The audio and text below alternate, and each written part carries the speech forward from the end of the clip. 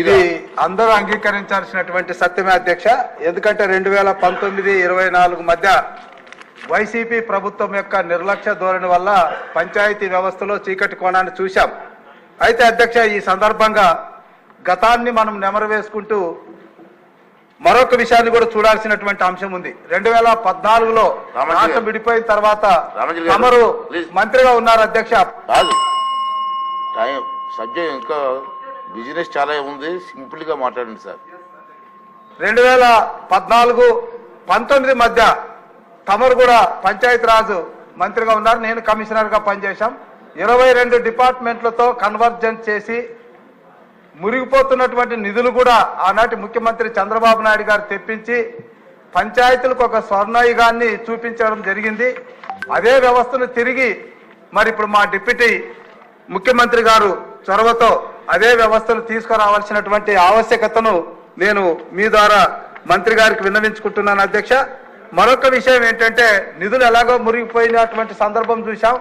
అయితే తెలుగుదేశం ప్రభుత్వంలో ఈ తోపుడు అంటే చెత్తలాగేటటువంటి కార్మికులకు ఇచ్చినటువంటి 7,500 పవర్ ఆటోల్ని మరి కనీసం వాళ్ళకి ఇవ్వకుండా ఎక్కడో గోడౌన్లో దాచినటువంటి వైనం మీద కూడా విచారణ జరిపించాల్సినటువంటి అవసరం ఉంది. తర్వాత అధ్యక్ష, మరి అక్కడ పంచాయతీలో పనిచేస్తున్నటువంటి ఒక 2,500 మంది నిర్భాగ్యులైనటువంటి కంప్యూటర్ ఆపరేటర్లకు వాళ్ళకి ఏమాత్రం కూడా అవకాశం ఇవ్వకుండా సచివాలయంలో మరొక కోణంలో వాళ్ళు ఉద్యోగులు తెచ్చారు. ఎందుకు తెచ్చారో తెలుసా అధ్యక్ష? 2019లో మనం దిగిపోయేటప్పుడు ఫిబ్రవరి నెలలో వాళ్ళకి 15,000 జీతం ఇచ్చినటువంటి పాపానికి తెలుగుదేశం 15,000 జీతం చేసింది కాబట్టి మీరు మా వాళ్ళు కాదని చెప్పి కొత్త వ్యవస్థను తీసుకొచ్చారు సచివాలయంలో. మరి వీళ్ళకి ఈరోజు ఫైనాన్స్ నిధుల నుంచి జీతాలు చెల్లించాల్సిన సమయంలో వాళ్ళేమో నిధులు పక్కదారి పట్టించారు. వాళ్ళకి జీతాలు లేక ఆకలితో అలమటిస్తున్నారు. ఒకవైపు సర్పంచులు బజార్లో భిక్షమెత్తారు, మరొక వైపు సిబ్బంది జీతాలు లేక అవస్థలు పడ్డారు. ఇది వైసీపీ ప్రభుత్వంలో పంచాయతీ వ్యవస్థకు పట్టినటువంటి గ్రహణం అధ్యక్ష.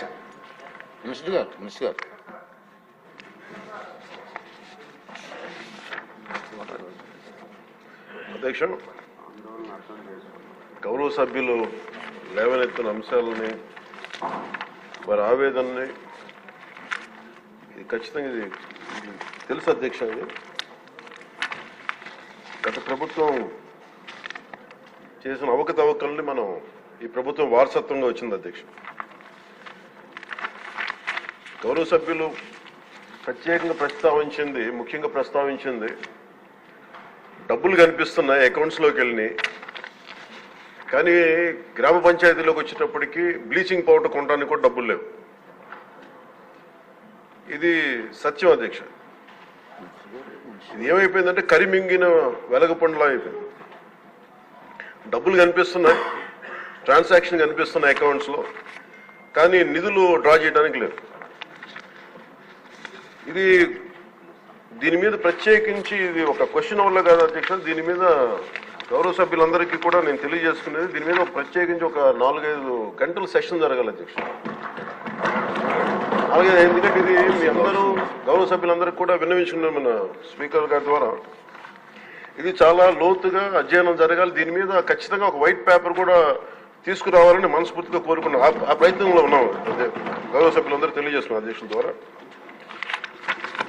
సో 2019 నుండి 24 ఇప్పుడు దాకా 15th ఫైనాన్స్ కమిషన్ సంబంధించినంత వరకు 5,251 కోట్లు గ్రామ పంచాయతీల అకౌంట్లో పడ్డాయి. అలాగే 14వ ఫైనాన్స్ కమిషన్ సంబంధించి 2,336 కోట్లు అకౌంట్లో పడ్డాయి సార్.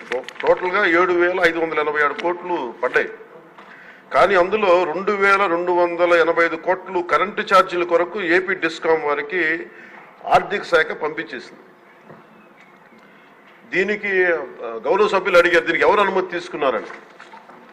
ఎవరు అనుమతి తీసుకోలేదు, వాళ్ళ ఇష్టారాజ్యం, వాళ్ళు తీసేసుకున్నారు. అడిగేవాళ్ళు ఎవరు లేరు, సో వాళ్ళు తీసేసుకున్నారు. ఇది నేను రివ్యూలు చేస్తా ఉంటే అసలు ఇంకా మీరు అడుగుతున్నాయి చాలా తక్కువ. నాకు లోపల నుంచి ఒక చీమల దండులా వస్తున్నాయి సందేహాలు. సో మా అధికారులు అలసిపోతా ఉన్నారు. అందువల్ల మీకు జస్ట్ ఇది అందుకు నేను అడుగుతానంటే ఒక ప్రత్యేకంగా గౌరవ ముఖ్యమంత్రి గారికి కూడా నేను మీ ద్వారా తెలియజేసుకున్నాను అధ్యక్ష. దీని మీద ఒక స్పెషల్ పంచాయతీరాజ్ అవకతవకల మీద ప్రత్యేకమైన సెషన్ జరగాలి అధ్యక్ష దీని మీద. అలాగే ఇంకా 696 కోట్ల రూపాయలని విడుదల చేయాలి అధ్యక్ష. ఇంకా అది కూడా విడుదల, అది కూడా ఇంకా ఫైనాన్స్ డిపార్ట్మెంట్ దగ్గర ఉంది అధ్యక్ష. అలాగే రవికుమార్ గారు అడిగిన ఇంకొక ప్రశ్న అధ్యక్ష, ఈ పాపులేషన్ ప్రకారం కేటాయించాలి కదా అంటే కేంద్రం వ్యత్యాసాల గురించి అడిగారు అధ్యక్ష. కేంద్రం కేటాయించిన నిధులు ప్రతి సంవత్సరానికి మారుతూ ఉంటాయి అధ్యక్ష. తదనుగుణంగా నిధుల కేటాయింపులు కూడా జరిగాయి, నిధులు విడుదల కాబట్టి అధ్యక్ష. దీంట్లో ఇంకా సంతృప్తికరంగా ఉండకపోవచ్చు సమాధానం.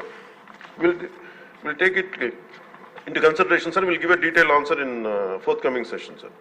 అలాగే మనకి పంచాయతీల నిధులు పర్ క్యాపిటా గ్రాంట్ కానీ, స్టాంప్ డ్యూటీ కానీ, సెనరై ఛార్జెస్ కానీ, వీటికి కూడా నిధులపై కూడా సమీక్షించి చాలా రావాల్సిన అధ్యక్ష పంచాయతీలకి దానికి ఎలా రావాలి, ఏం చేయాలి, విడుదల జరిగేటట్లు విల్ ఇనిషియేట్ ద యాక్షన్ అధ్యక్ష.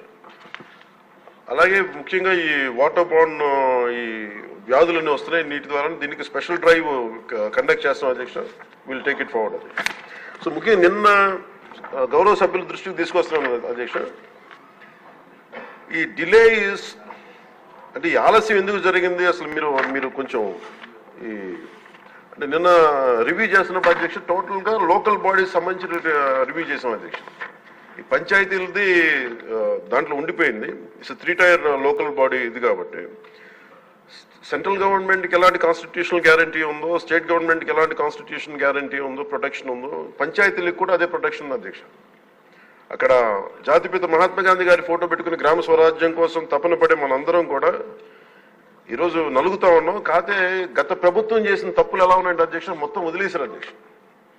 గాంధీ గారి ఫోటో వరకు దాన్ని పెట్టారు కానీ, అలంకారప్రాయంగా పెట్టారు కానీ, నిజంగా ఆయన స్ఫూర్తిని గత ప్రభుత్వం తీసుకెళ్లేదు, ఈ ప్రభుత్వం తీసుకెళ్తాం అధ్యక్ష. అలాగే ముఖ్యంగా జస్ట్ మనం లేటర్ మనం లోతుగా అధ్యయనం చేయబోయే బదులు చాలా సింపుల్గా అధ్యక్ష మీకు గౌరవ సభ్యులందరికీ చేస్తా ఉన్నాను. నిన్న మా అధికారులతో కూడా మాట్లాడుతూ ఉంటే ఈ కేంద్రం ప్రతి పంచాయతీకి బ్యాంక్ అకౌంట్ ఓపెన్ చేయమంది అధ్యక్ష. అది చేయటం అంటే కీలకమైన కారణాలు ఏంటి, delay is not releasing due to releasing of అంటే భారతదేశ ప్రభుత్వం డిలే చేయలేదు అధ్యక్ష, సకాలానికి పంపించేస్తా ఉంది.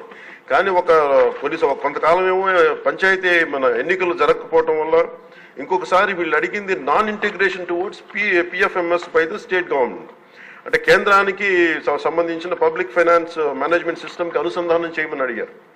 మొదటి 2 సంవత్సరాలు వీళ్ళు సరిగ్గా చేయకపోవటం వల్ల మేము నమ్మలేము, మిమ్మల్ని డైరెక్ట్గా పంచాయతీ ఖాతాల్లోకి వెళ్ళాలి, అందుకని మీరు పిఎఫ్ఎంఎస్కి మీరు అనుసంధానం చేయండి. అది చేయకపోవటం వల్ల కూడా అదొక మేజర్ డిలేస్ అధ్యక్ష. అలాగే డ్యూ టు ఎలక్షన్స్ని నిర్వహించకపోవడం దానివల్ల కూడా ఆలస్యమైంది అధ్యక్ష. ఇవన్నీ చూస్తే నేను మీకు ప్రత్యేకించి సభకి నేను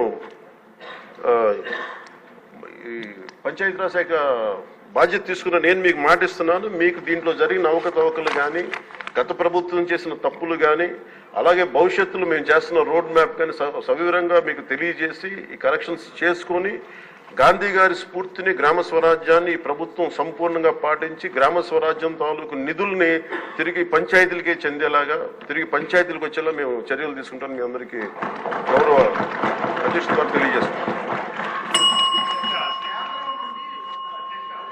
ఇప్పుడు